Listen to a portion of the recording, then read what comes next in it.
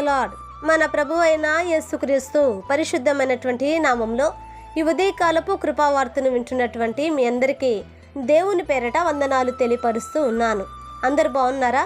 మరి పూట ప్రభు మనకిచ్చినటువంటి వాక్యాన్ని మనము పరిశుద్ధ గ్రంథములో చదువుకుందాం. లేవి కాండము 26వ అధ్యాయము 11వ వాక్యాన్ని మనం చదువుదాం. లేవి కాండము 26వ అధ్యాయము 11వ వాక్యాన్ని మనము చదువుకుందాం. నా మందిరమును మీ మధ్య ఉంచెదను, మీ యందు నా మనసు అసహ్యపడదు. హల్లెలూయా. నా దేవుని బిడ్డలారా గమనించండి, ఇక్కడ రాయబడినటువంటి యొక్క వాక్యాన్ని మనం గమనించినట్లయితే, నా మందిరమును మీ మధ్య ఉంచెదను, మీ యందు నా మనసు అసహ్యపడదు. దేవునికి మహిమ కలుగును గాక. నా దేవుని బిడ్డలారా, దేవుని యొక్క మందిరమట ప్రభు మన మధ్య ఉంచాడంట. దేవునికి మహిమ కలుగును గాక. ఆలోచన చేయండి, దేవుని యొక్క మందిరము మన మధ్య ప్రభు ఉంచటానికి కలిగిన కారణం ఏమిటి అని మనం ఒకసారి ఆలోచన చేస్తే, నా దేవుని బిడ్డలారా గమనించండి, దేవాతి దేవుడు మన మధ్య నివాసం ఉండటానికి, మనతో కూడా ఆయన మనతో కూడా నివాసము చేయటానికి ప్రభు ఇష్టపడిన దేవుడండి. చూడండి నా దేవుని బిడ్డలారా, అందుకనే ప్రభు అంటారు, ఇదిగో నా ప్రజలైన ఇజ్రాయేలు మధ్యలో నేను నివాసం ఉండునట్లుగా నీవు నాకొక గుడారమును, ప్రత్యక్ష గుడారమును నిర్మించాలి అని మోషేతో ప్రభు సెలవిచ్చిన మాట మనం వింటూనే ఉన్నాం. ఈ రోజున దేవుని యొక్క మందిరము మన మధ్య ఉంచటానికి కలిగిన కారణం ఏమిటి?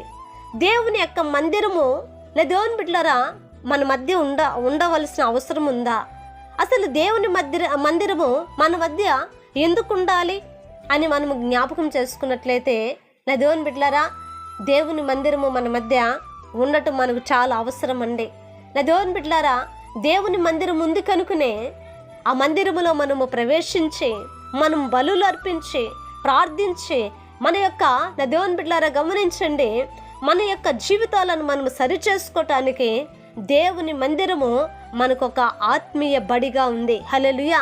దేవుని యొక్క మందిరము నా దేవుని బిడ్డలారా గమనించండి, పరిశుద్ధాత్మ దేవుడు నివసిస్తున్నటువంటి ప్రార్థనా మందిరముగా ఈ రోజున ఆ మందిరంలోకి వెళ్తున్న ప్రతి వారిని మనము ఎదుగో మరి ఎంతగానో ఆయన వాక్యము చేత పోషించబడుతూ, ఆయన వాక్యము చేత నా దేవుని బిడ్డలారా మనము ఎదుగో దినదినము కూడా వృద్ధి చేయబడుతూ ఉన్నామంటే, ఈ రోజున నా దేవుని బిడ్డలారా ఆయన మందిరములో అట మేలులు ఉన్నాయట. అంతేకాదట, దేవుని యొక్క మందిరములో మనము పచ్చని ఒలీవ చెట్టు వలె నా దేవుని బిడ్డలారా మనము నివాసము చేయాలని దావీదు కోరుకున్నట్లుగా మనము కోరుకోవాలండి. కనుక ఈ రోజున దేవుని మందిరం మన మధ్య ఉంటే నిర్లక్ష్యపరుస్తున్నామా? దేవుని మందిరము మన మధ్య ఉంటే నా దేవుని బిడ్డలారా గమనించండి, మరి ఆ నిర్లక్ష్యముతో ఉంటున్నామా లేకపోతే సంతోషపడుతున్నామా? కనుక దేవుని మందిరము యొక్క నా దేవుని బిడ్డలారా ఆశీర్వాదము మనము పొందాలి. ఆ మందిరములో ఉన్న మేలులు మనం పొందాలి. ఆ మందిరములో మనము దేవునికి ఒక కానుకగా మార్చబడాలి. ఆ మందిరములో ఇదిగో మనము సజీవుడైనటువంటి దేవుణ్ణి, జీవము కలిగినటువంటి దేవుణ్ణి ఆరాధించినటువంటి ఒక సంఘముగా మనము కట్టబడాలి. హల్లెలూయా. ప్రార్థన చేద్దామండి. మహాపరిశుద్ధుడా, మహోన్నతుడా, నీకు వందనాలు, స్తుతి స్తోత్రాలు యేసయ్యా. నిజమేనైనా మా మధ్యలో మీ మందిరమును మీరు ఉంచిన దేవుడు నా తండ్రి, నీకు స్తోత్రాలయ్యా. అవును ప్రభు అయ్యా, ఇదిగో నా తండ్రి, ఆకాశము నా సింహాసనము, భూమి నా పాదపీఠం అని సెలవిచ్చిన దేవుడు అయ్యా.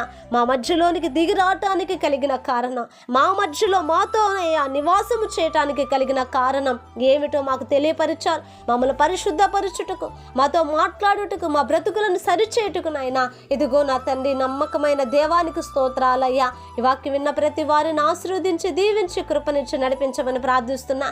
నీ మందిరంలో ఉన్నటువంటి ప్రతి వారి మీద నాయనా నీ మనసు నిలుపుతానని, అసహ్యపడదని నాయన సెలవిచ్చావు. అందును బట్టి నీకు వేలాది స్తోత్రాలు చెల్లిస్తూ యేసు నామాన్ని అడిగి వేడుకుంటున్నాము తండ్రి. ఆమేన్. Praise the lord. దేవుని కృప మీకు తోడై ఉండును కాక.